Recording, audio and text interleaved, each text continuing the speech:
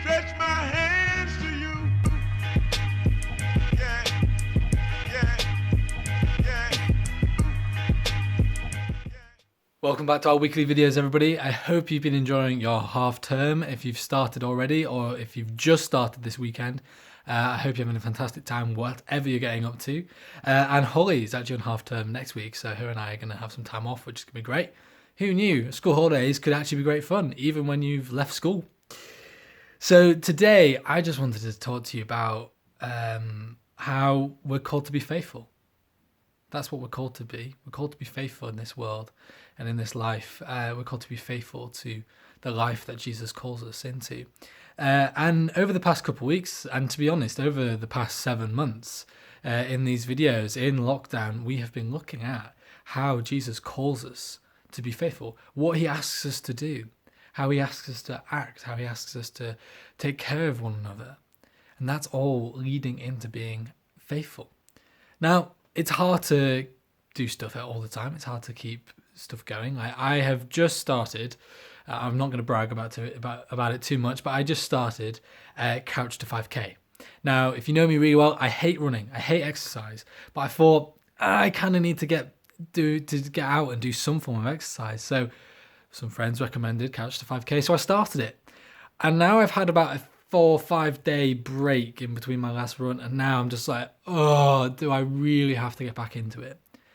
And for some of us, that is how our faith can be sometimes. That's how it can feel. Where we might take a break from reading our Bible or from journaling like we have been over the past couple of weeks. And we're just like, oh, it's just such an effort to get back into it.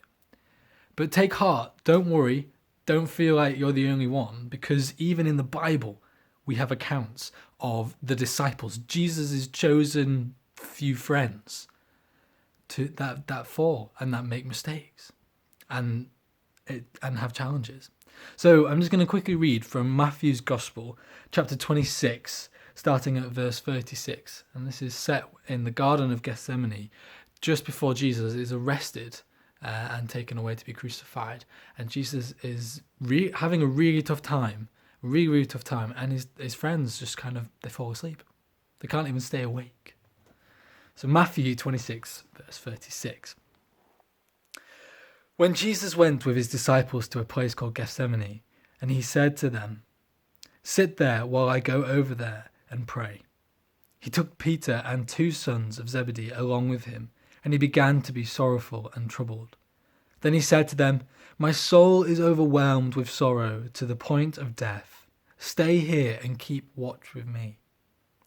Going a little farther, he fell to his face to the ground and prayed, "My Father, if it is possible, may this cup be taken from me, yet not as I will, but as you will." Then he returned to his disciples and found them sleeping. "Could you men not keep watch with me for an hour?" He asked Peter. "Watch and pray so that you will not fall into temptation. The spirit is willing, but the body is weak." So Jesus asked his disciples, can you not just stay awake for 1 hour? But they really struggled, didn't they? And that last line that he says, that the spirit is willing and the body is weak. Our bodies, our earthly bodies, the things that we desire in this world, we are tempted and we get distracted easily. I am very easily distracted, especially when it comes to running. Easily distracted. And I'm easily distracted when I pick up my Bible. Even when I try to read my Bible, I get distracted or I just forget about it some days. And Jesus is clearly saying, yeah, your body is weak, but the spirit is willing. The spirit is where you get your strength. So when Jesus is saying that, he's saying that when we listen, when we search, when we read who God is and what he calls us to do, the spirit gives us strength. The same spirit that was in Jesus in his ministry all his time on earth, and when he conquered death and went up to heaven, lives in us. So we can do amazing things with him, and we can do amazing things for the kingdom.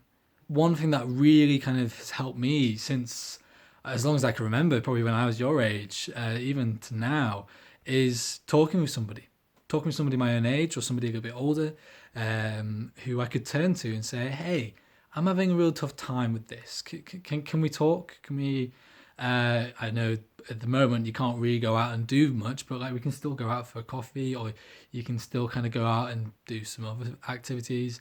And how about you go out and do stuff with somebody, but chat with them and say, I'm struggling with this, and I would love to pray, or I just want some advice.